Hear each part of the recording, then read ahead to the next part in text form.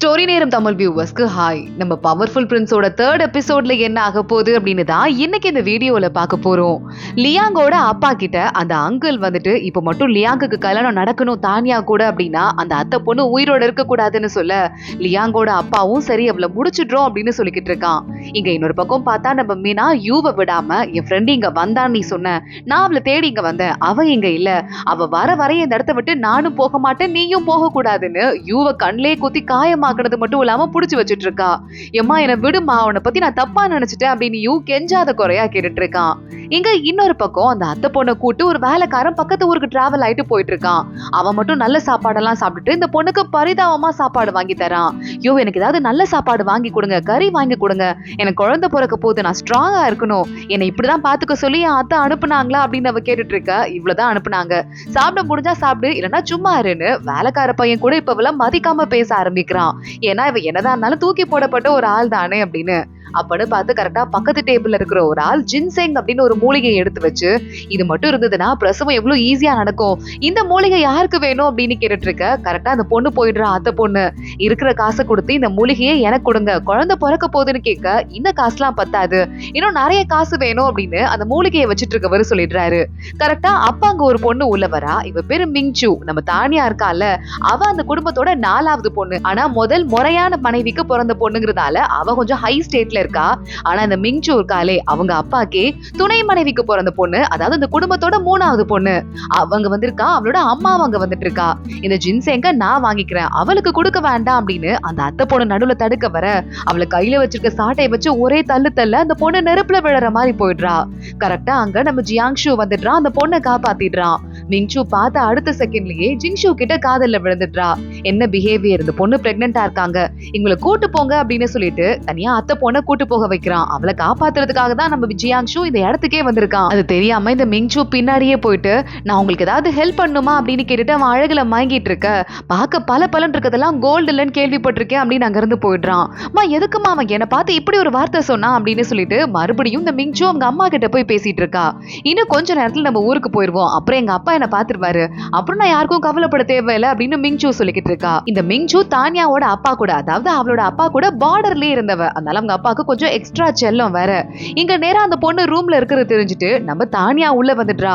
உன்னை காப்பாத்துறதுக்கு தான் நான் வந்திருக்கேன், நான் தானியா அப்படின்னு சொல்லிக்கிட்டு இருக்கும் போதே 2 பேரு லியாங்கோட வீட்டுல இருந்து அனுப்பப்பட்ட ஆளுங்க அந்த பொண்ணு பிரெக்னெண்டா இருக்கவள கொல்ல ட்ரை பண்றாங்க.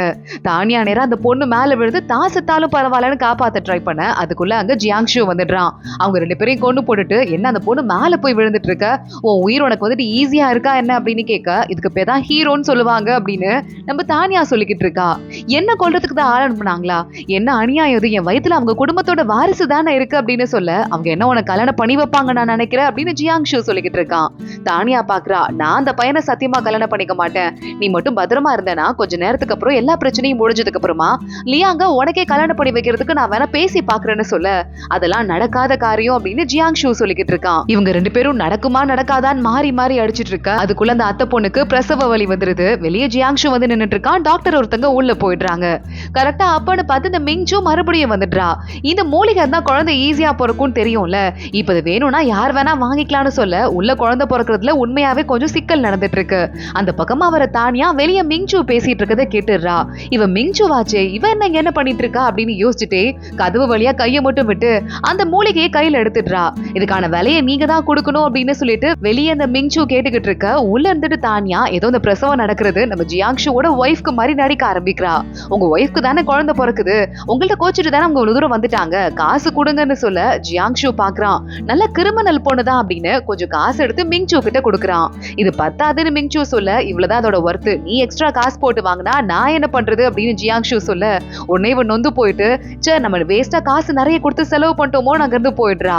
இங்க குழந்தை ஒரு வழியா பிறந்துருது, இப்படி ஆயிடுச்சு, என்ன போய் கொல்ல ஆள் அனுப்பிட்டாங்களே அப்படின்னு அந்த அத்தை பொண்ணு பயங்கரமா ஃபீல் பண்ணிக்கிட்டு இருக்கா. நான் அந்த பையனை கல்யாணம் பண்ணிக்க மாட்டேன், நீ பத்திரமா இருந்தனா உன்னை கல்யாணம் பண்ணி வைக்கிறதுக்கு என்ன பண்ணுமோ நான் அதை பண்றேன்னு சொல்லிக்கிட்டு இருக்க. உள்ள அங்க ஜியாங்ஷு வந்துடுறான். அவங்க கையில இருந்து குழந்தைய புடுங்கிட்டு போயிடுறான். என்னடா பண்ற அப்படின்னு தானியா கத்த ஆரம்பிக்க, அந்த குழந்தை இவகிட்ட இருந்தா இவளையே கொல்றதுக்கு ஆள் அனுப்பியிருக்காங்க, குழந்தைய எப்படி பாதுகாக்க முடியும், பத்திரமா அவ வேற இடத்துல இருப்பான் அப்படின்னு சொல்ல தானியா பாக்குறா, அதெல்லாம் நான் விட மாட்டேன், நான் போய் குழந்தைய வாங்கிட்டு வரேன் அப்படின்னு வாங்குறதுக்கு போயிடுறா. ஆனா அந்த அத்தை அத்தை பொண்ணு கூப்பிடுறா. அந்த பையன் சொல்றது கரெக்ட் தான், என் குழந்தை உயிரோட பாதுகாப்பா இருக்கட்டும் அப்படின்னு சொல்லிட்டு இப்ப தானியாக்கும் என்ன பண்றதுன்னு தெரியல. இன்னொரு பக்கம் இந்த மீனா இருக்காளே, யூவ கட்டி போட்டு கூடயே வச்சிட்டு இருக்கா. நேரா யூ கிளம்பி போலான்னு ட்ரை பண்ண, கட்டி போட்டு கால்ல நூல் எடுத்துட்டு அதை கையில வச்சுட்டு புடிச்சிட்டே தூங்கிட்டு இருக்கா. என்னடா பண்றது நம்ம யோசிக்கிறதுக்குள்ள உள்ள வேலைக்கார பொண்ணு வந்துடுறா. எங்க தேடியும் இன்னும் நம்ம தானியா கிடைக்கல, எனக்கு என்ன பண்றதுன்னு புரியலன்னு வேலைக்கார பொண்ணு சொல்ல, எங்க அப்பா வேற நான் காணோன்னு தேடிக்கிட்டு இருப்பாரு, நான் போலீஸ்ல போய் உன்னை பத்தி கம்ப்ளைண்ட் பண்ண போறேன்டா அப்படின்னு மீனா சொல்றா. நானும் பெரிய குடும்பத்து பையன் தான், நீ போய் முடிச்சா கம்ப்ளைண்ட் பண்ணிக்கோ அப்படின்னு யூ சொல்றான். ஒரு வழியா மீனா அங்க இருந்து கிளம்பி போயிடுறா. இங்க தானியா தூங்கி எந்திரிச்சிட்டு மறுபடியும் அந்த ரூமுக்கு வந்து அந்த அத்தை பொண்ணை பார்க்கலாம் அப்படின்னு ட்ரை பண்ண, அங்க ஒரு வேலைக்கார பையன் தான் இருக்கான். அந்த பொண்ணை காப்பாத்தினாரு இல்லங்க ஒருத்தர், அவர் அந்த பொண்ணை கூட்டு போயிட்டாரு. உங்களுக்கு ஒரு வண்டியே விட்டு போயிருக்காரு, நீங்க இங்க இருந்து கிளம்பலாம் அப்படின்னு சொல்ல, அவன் விட்டு போன வண்டியில எல்லாம் போக வேண்டி இருக்கு அப்படின்னு தானியாவும் அங்க இருந்து கிளம்ப ஆரம்பிக்கிறா. இங்க வண்டி வந்து சேருது. இந்த வண்டியில மிங்சும் அவளோட அம்மா 2 பேரும் வந்து இறங்குறாங்க. வேலைக்கார லேடி செகண்ட் கேட் ஓபன் பண்ணி வச்சிட்டு இருக்கா. ஏன்னா முக்கியமான ஃபங்க்ஷனுக்கு இல்லனா அந்த வீட்டோட ஓனர் முதல் மனைவி வரும்போது தான் ஃபர்ஸ்ட் கேட் ஓபன் பண்ணுவாங்களாம், துணை மனைவிக்குலாம் செகண்ட் கேட் தான் ஓபன் பண்ணுவாங்களாம். அதனால அந்த லேடி ஓபன் பண்ணி வச்சிட்டு இருக்க. அங்க வர மிங்சு கையில இருந்து சாட்டை எடுத்து வேலைக்காரி லேடியை அடிக்கிறா. எவ்வளவு தைரியம்னா, எங்க அம்மா எங்க அப்பா கூட பார்டர்ல இருந்து அவங்களே மதிக்காம இருப்பீங்க அப்படின்னு கேட்டுட்டு இருக்க. இன்னைக்குதான் முத நாள் வந்திருக்கோம், மத்ததெல்லாம் அப்புறம் பாத்துக்கலாமா அப்படின்னு மிங்சு அவங்க அம்மா உள்ள கூட்டு போயிட்டு இருக்கா. உள்ள ஒரு வேலைக்கார பொண்ணு இருக்கா. இவ தானியாவோட பர்சனல் வேலைக்கார பொண்ணு தானா. அவளையும் பார்த்துட்டு கொஞ்சமும், நீ தானே எங்க அம்மாவோட இந்த போர்சிலின் ஜாரை உடைச்சவ, உன்னை நான் சும்மா விட்டுட்டேன், அப்ப வந்து தப்பு பண்ணிட்டேன், இப்ப விட மாட்டேன், வா உனக்கு பனிஷ்மெண்ட் கொடுக்க போறேன் அப்படின்னு மறுபடியும் இந்த மிங்சு அந்த பொண்ணை விடாம உள்ள கூட்டு போயிடுறா தண்டனை கொடுக்கறதுக்காக. இங்க தானியா அவங்க அப்பா வர போறாரு அப்படிங்கிறதுக்காக ஒவ்வொரு ஏற்பாடா பார்த்து பார்த்து பண்ணிட்டு இருக்க. உங்க வேலைக்கார பொண்ணு இந்த மாதிரி உள்ள கூட்டு போய் தண்டனை கொடுக்குறாங்கன்னு தகவல் வந்துருது. தானியா நேரா வேகமா கிளம்புறா. அங்க போயிட்டு மிங்சுவையும் அவங்க அம்மாவையும் பார்த்துட்டு, என் வேலைக்கார பொண்ணுக்கு எதுக்கு தண்டனை கொடுக்குறீங்க அப்படின்னு கேட்க, இப்ப இவங்க 2 பேரும் இவ்வளவு ஃபர்ஸ்ட் டைம் பாக்குறாங்க, அந்த ஹோட்டல்ல தங்கினது உங்களுக்கு தெரியாதுல்ல, என்னம்மா என்னதான் பார்த்து ஹாய் சொல்றதுக்கு வந்திருக்கேன்னு பாக்குறேன், 5 வருஷத்துக்கு அப்புறமா இந்த ஊருக்கு வந்திருக்கேன், அதை விட்டு வேலைக்கார பொண்ணு பேசிட்டு இருக்கேன், எங்களை பத்தி உனக்கு கவலை கிடையாதா அப்படின்னு அந்த லேடி கேட்க, என் வேலைக்கார பொண்ணு ரொம்ப நல்லவ, அவ எந்த தப்பு பண்ண மாட்டான்னு எனக்கு தெரியும், நீங்க வந்து ரெஸ்ட் எடுங்க, நான் அப்புறம் வந்து உங்களை முறைப்படி பாக்குறேன், எங்க அப்பா வரட்டும் அப்புறம் வந்து பாக்குறேன் அப்படின்னு சொல்லிட்டு இவங்க கிட்ட கொஞ்சமும் மதிக்காம பேசிட்டு நேரா தானியா அங்க இருந்து கிளம்பிடுறா. வேலைக்கார பொண்ணு சாரி சொல்லிட்டே போக, நீ எனக்கு சாரி எல்லாம் எதுவும் சொல்ல வேண்டாம், பாத்துக்கலாம், எனக்கு உன்னை பத்தி தெரியும் அப்படின்னு தானியா கூட்டு போயிடுறா. பாத்தீங்களாமா அவளுக்கு திமிர அப்படின்னு மிங்சு கேட்க, உன் தங்கச்சி கிட்ட முத நாளே நீ சண்டை போட்ட அப்படின்னு தெரிஞ்சதுன்னா எல்லாரும் உன்னை தப்பா பேசுவாங்க, உங்க அப்பா கோவப்படுவாரு, கொஞ்சம் அமைதியாரு அப்படின்னு சொல்லிட்டு மிங்சுவோட அம்மா சொல்லிக்கிட்டு இருக்கா. இங்க ராஜா கிட்ட நிறைய மினிஸ்டர் சொன்னா போயிடுறாங்க. திடீர்னு இளவரசர் ஜியாங்ஷு நாட்டுக்குள்ள வந்துட்டாரு, உங்களோட பேச்சை கேட்காமலே நீங்க வந்துட்டு வாங்கன்னு சொல்லாமலே வந்திருக்காரு, இது சரிப்பட்டு வராது, இந்த கேஸை விசாரிக்கணும்னா நாங்க இவ்வளவு அதிகாரிகள் இருக்கோம், நாங்க விசாரிச்சுக்கிறோம், உங்க பேச்சை மீறி வந்ததுக்கு அவருக்கு கண்டிப்பா நீங்க தண்டனை கொடுத்துதான் ஆகணும்னு சொல்ல, சரி ஓகே 20 சவுக்கடி கொடுத்து விடுங்க, அதுவும் இல்லாம அந்த கேஸ் அவனே வந்து விசாரிக்கட்டும், விசாரிச்சு முடிச்சு எல்லா பிரச்சனையும் தீர்ந்ததுக்கு அப்புறமா மீதி தண்டனையை நான் அவனுக்கு கொடுக்குறேன்னு சொல்ல, சரி ஓகே நாங்க இருக்கிற மினிஸ்டர்லாம் கொஞ்சம் ஹாப்பி ஆயிடுறாங்க.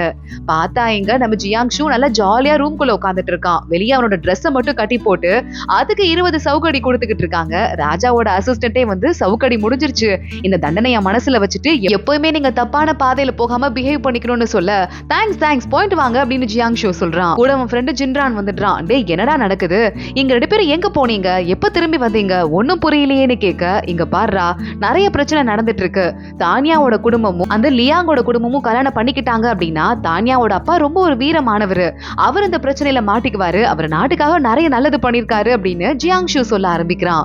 தானியாவோட அப்பா ஒரு பெரிய தளபதி, அவர் நேரா வீட்டுக்குள்ள போறாரு. அங்க மிங்சு ஓடி வந்துடுறா. அப்பா நான் உங்களை ரொம்ப மிஸ் பண்ணேன்ப்பா, நம்ம 2 பேரும் சண்டை பிராக்டிஸ் பண்ணலாமாப்பா அப்படின்னு கேட்டுட்டு இருக்கா. அதுவும் இல்லாம இந்த வீட்டுல எங்களை யாருமே மதிக்கிறதே இல்லப்பா, எங்களை வந்து வெல்கம் கூட பண்ணலப்பான்னு சொல்ல, அங்க அந்த வேலைக்கார லேடி வந்துடுறாங்க. தானியா நீங்க வருவீங்கன்னு ரொம்ப பிஸியா இருக்கதால எங்களை வந்து வரவேற்கிறதுக்கு முடியல, உங்களுக்காக பார்த்து பார்த்து கிச்சன்ல ஒவ்வொரு சாப்பாடும் அவங்களே பண்ணிட்டு இருக்காங்கன்னு சொல்ல, தானியா எங்க எனக்கும் பசிக்குது சாப்பிடுறதுக்கு போலாம் அப்படின்னு அவங்க அப்பா அங்க இருந்து கிளம்புறாரு. தானியா பார்த்து டிஷ் எல்லாம் ரெடி பண்ணிட்டு இருக்கா. மீனா கூட இருந்துட்டு இருக்கா. எங்கடி போன, நான் உன்னை எப்படி தெரியுமா தேடுனேன் அப்படின்னு சொல்லிட்டு தனியா போய் மாட்டினியான்னு கேட்க, எல்லாத்தையும் நான் அப்புறம் சொல்றேன், இப்போ இந்த விருந்த ஒழுங்கா முடிக்கலாம் அப்படின்னு ரெடி பண்ணிட்டு அவ பாட்டுக்கு வெளியே வர, பார்த்தா நம்ம தானியாவோட அப்பா அங்க வந்து நிக்கிறாரு. அப்பா அப்படின்னு கண்ணுல கண்ணீரோட தானியா பக்கத்துல போயிடுறா. என் பொண்ணு பெருசா வளர்ந்துட்டா, வீட்டோட பொறுப்பு அவளே முழுசா கவனிச்சுக்கிறா அப்படின்னு தானியாவோட அப்பா இமோஷனல் ஆயிடுறாரு. வேலைக்கார லேடியும் ஒட்டு மொத்தமா எங்களை கண்ட்ரோல் பண்ற பொறுப்பு அவங்க எடுத்துக்கிட்டாங்க, இப்ப அவங்க பெரிய பொண்ணாயிட்டாங்க, 5 வருஷமா நீங்க அவங்கள பாக்கல அப்படின்னு சொல்லிக்கிட்டு இருக்க, அங்கிள் அவ மட்டும் தான் அவங்க கண்ணுக்கு தெரியறாளா, நான் தெரியலையா அப்படின்னு மீனா கேக்குறா. அடடா மீனா அப்படியே இருக்கியேம்மா, உன் அப்பன மாதிரிதான் நான் இருப்ப அப்படின்னு சொல்லிட்டு தானியாவோட அப்பா சொல்ல, மீனாவோட அப்பாவும் அங்க வந்துடுறாரு அவங்க ஒய்ஃபோட. என்னடா உன்னை வரவேற்கலான்னு வந்தா எனக்கு பின்னாடி என்ன திட்டிக்கிட்டு இருக்கியா, என் பொண்ணு என்ன மாதிரிதான் இருப்பா அப்படின்னு கூப்பிட்டு வந்துட்டு இருக்காரு. எல்லாரும் ஒன்னா போய் சாப்பிடுறதுக்கு உட்காடுறாங்க. கரெக்டா தானியாவோட அப்பா பக்கத்துல மிங்சுவோட அம்மா போய் உட்காந்துக்க கரெக்டா தானியாவோட அப்பாக்கு தானியா சாப்பாடெல்லாம் எடுத்து வைக்கிறா. பிரமாதமா இருக்கு, ஒண்ணு பிரமாதமா இருக்கு அப்படின்னு அவர் சொல்லிட்டு சாப்பிட்டுட்டு இருக்கும் போதே தானியா பாக்குறா. வேலைக்கார லேடிய பாத்துட்டு இருக்கா. கரெக்டா அப்பன்னு பார்த்து மிங்சு ஆரம்பிச்சிடுறா. எனக்கு பிடிச்ச டிஷ் ஏன் செய்யல, எதனால இப்பவே வந்தாகணும்னு சொல்ல, நீ சொல்றதுக்குள்ள கிச்சன் டைம் முடிஞ்சிருச்சு, நாங்க க்ளோஸ் பண்ணிட்டோம், இப்ப மறுபடியும் சமைக்க ஆரம்பிச்சா சாப்பிடுற நேரத்துல புகையா வரும், அதனாலதான் செய்யல, அப்பாக்கு டிஸ்டர்பன்ஸ் இல்லாம இருக்கணும்ல, இத சாப்பிடு அப்படின்னு கொடுக்க இந்த பயங்கரமா மிங்சுக்கு கோவம் வருது. வந்த அன்னைக்கே நம்மள எப்படி கண்ட்ரோல் பண்ண பாக்குறா பாரு அப்படின்னு. கரெக்டா அப்பன்னு பார்த்து பக்கத்துல இருக்கிற இந்த மிங்சுவோட அம்மாவோட கிண்ணம்லாம் காலியாவே இருக்கு, சாப்பாடெல்லாம் போடப்படாம. எங்க அம்மாவோட ஞாபகமா அவங்க உட்கார முடியல, ஆனா அந்த இடத்துல இருக்க அப்படின்னு தான் அவங்களுக்காக அதை நான் வச்சிருக்கேன்னு சொல்ல, மிங்சுவோட அம்மாவுக்கு ரொம்ப அவமானமா இருக்கு. எந்திரிச்சு நின்னுக்கிறாங்க. எங்க அம்மாவை உட்கார வைக்க கூட மாட்டீங்களா, எங்க அம்மா என்னோட அம்மா தானே, அவங்க ஹஸ்பண்ட் வந்துட்டு வேற யாரு, உங்க அப்பா தானே அப்படின்னு மிங்சு கேட்டுட்டு இருக்க, தானியா சொல்றா, எங்க அம்மா அந்த வீட்டுக்கு முதல் மூத்த மனைவி, அது மட்டும் இல்லாம முறைப்படி கல்யாணம் பண்ணிட்டு வந்தவங்க, உங்க அம்மா எல்லாம் துணை மனைவி தான். மிலிட்டரியில இருக்கும் போது எந்த ரூல்ஸும் இல்லாம இருக்கலாம், ஆனா ஊருக்குள்ள ரூல்ஸ் இருக்கு, இங்க முதன்மை மனைவி மட்டும்தான் வந்து உட்காரணும், வேற யாரும் உட்காரக்கூடாது, அதுவும் இல்லாம அதை ஃபாலோ பண்ணாம போயிட்டா உங்க அப்பாவுக்கு ஒரு ரூல்ஸும் தெரியாது ஒண்ணும் தெரியாதுன்னு மத்தவங்க எல்லாம் கேவலமா பேச ஆரம்பிச்சிருவாங்க, அதனாலதான் இதை நான் ஃபாலோ பண்ணேன் அப்படின்னு சொல்ல, உடனே தானியாவோட அப்பா பாக்குறாரு. கரெக்ட் தான், இந்த இடத்துக்கு வந்தா ரூல்ஸ் எல்லாம் ஃபாலோ பண்ணி தான் ஆகணும். இங்க பாருமா மிங்சு, தங்கச்சி கிட்ட கத்துக்க வேண்டியது நிறைய இருக்கு, ஏன்னா நம்ம வந்து பார்டர்லயே இருந்துட்டோம், நிறைய ரூல்ஸ் தெரியாதுன்னு சொல்லிட்டு, சரி ஓகே சாப்பிடுற வேலையை பாக்கலாமா அப்படின்னு பேசிட்டு இருக்கும் போதே தானியாக்கு ஒரு லெட்டர் வருது. அந்த லெட்டர்ல உங்களை தண்ணிக்குள்ள தள்ளி விட்டவன் இந்த ரூம்ல தான் இருக்கான், ஒளிஞ்சிட்டு இருக்கான், போய் பாருங்க அப்படின்னு போட்டிருக்கு. கரெக்டா அப்பன்னு பார்த்து இந்த லெட்டர் அனுப்புனதே ஜியாங்ஷு தானா. அவன் கிட்ட ஜின்ரான் கேட்டுட்டு இருக்கான், ஏன்டா நீ அந்த லெட்டர் அவங்க அப்பாக்கே அனுப்பியிருக்கலாம்ல, அந்த பொண்ணுக்கு ஏன்டா அனுப்புன அப்படின்னு கேட்க, கொஞ்சம் பிரச்சனையில அவாய்ட் பண்ணிக்கலாம்ல, அதுக்காக தான் தானியா குடும்பத்துக்கும் லியாங் குடும்பத்துக்கும் கல்யாணமே ஆகக்கூடாதுன்னு சொல்லிட்டு ஜியாங்ஷு சொல்லிட்டு இருக்கான். இங்க தானியாவோட அப்பா என்னமா நடந்தது அப்படின்னு கேட்டுட்டு அவளையும் கூட்டிட்டு மினாவோட அப்பாவையும் கூட்டிட்டு வண்டியில போயிட்டு இருக்காரு. தானியா நடந்ததெல்லாம் சொல்றா, லியாங் உடனே கல்யாணம் பண்ணுங்கிறதுக்காக இந்த மாதிரி ஒரு வேலையை பார்த்துட்டான்ப்பா அப்படின்னு. தானியாவோட அப்பா ரூம்குள்ள போயிட்டு அங்க இருக்கிற ஆளை அடிக்க ஆரம்பிக்க, எங்க மாஸ்டர் சொன்ன வேலையை தான் நான் பண்ணேன் அப்படின்னு அந்த பையன் லியாங்க போட்டு கொடுத்துடுறான். தானியா மறுபடியும் வந்து அந்த லியாங்குக்கு ஏற்கனவே அத்தை பொண்ணோட ஒரு குழந்தையும் இருக்குப்பா, நான் வேற வழி இல்லாம என்ன பண்றதுன்னு இப்படி பண்ணிட்டேன், அந்த பையனை நான் கல்யாணம் பண்ணிக்க மாட்டேன்ப்பான்னு சொல்ல, பக்கத்து ரூம்ல இருந்துட்டு ஜியாங்ஷு எல்லாத்தையும் காதுல வாங்குறான். நீ எல்லாம் அவனை கல்யாணம் பண்ணிக்கவே கூடவே கூடாது, என் கூட வா அப்படின்னு தானியாவோட அப்பா அவளை நேரா லியாங்கோட வீட்டுக்கு கூட்டு போயிடுறாரு. என்னங்க தர தள்ளி எல்லாம் விடுவாங்களா, நடக்க கூடாது, நடந்துருச்சு, சட்டுப்புட்டுன்னு கல்யாண வேலையை ஆரம்பிக்கலாம், இல்லைன்னா உங்க பொண்ணு தண்ணிக்குள்ள விழுந்துட்டா அப்படின்னு வெளியே தெரிஞ்சா அவ மானம் தானே போகும் அப்படின்னு அவங்க ஆள் ஆளுக்கு பேச, உங்க பையனுக்கு ஏற்கனவே ஒரு பொண்ணுக்கும் தொடர்பு இருந்து அந்த பொண்ணுக்கு குழந்தை வேற பிறந்திருக்கு, இதெல்லாம் எனக்கு தெரியாதுன்னு நினைச்சிட்டு இருக்கியா, இந்த என்கேஜ்மெண்ட்டை கேன்சல் பண்ணுங்க அப்படின்னு தானியாவோட அப்பா கத்துறாரு. அதோட தான் இந்த எபிசோட் முடியுது. அடுத்து என்ன ஆக போது தொடர்ந்து பார்க்கலாம். இந்த வீடியோவை லைக் பண்ணிக்கோங்க, மறக்காம நம்ம சேனலுக்கு சப்ஸ்கிரைப் பண்ணிட்டு பெல் ஐக்கானையும் கிளிக் பண்ணிக்கோங்க. அடுத்த வீடியோல பார்க்கலாம். அது வரைய பாய்.